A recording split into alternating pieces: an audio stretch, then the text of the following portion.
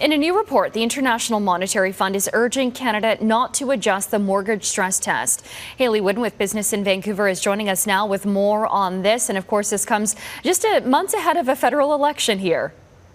That's right. So there's some good news in this report. The IMF says that Canada's core financial system is actually in pretty good shape. It would be resilient in the event of a downturn. However, that comes with the caution that households are fairly vulnerable to a downturn at this point in time. Household debt is still very high. The IMF has gone so far as to say it would be ill-advised to start making policy decisions to try and spur activity in Canada's housing sector. Of course, pertinent as there have been calls to make changes to Canada's mortgage stress test to help alleviate some pressure on home buyers. The IMF says that would be the wrong thing to focus on. The priority should be financial stability, and that means long-term growth over making decisions that focus on short-term economic activity. All right. And another story we're following today is a digital overhaul, so to speak, being planned by the Trudeau government. Do we know what that will mean?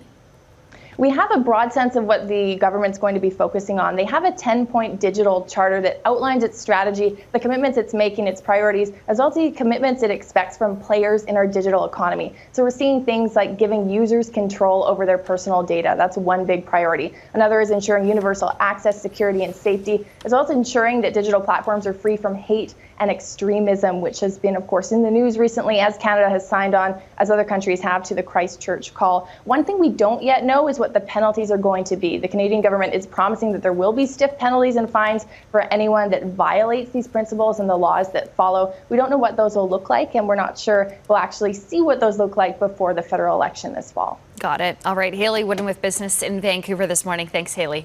Thanks, Sonia.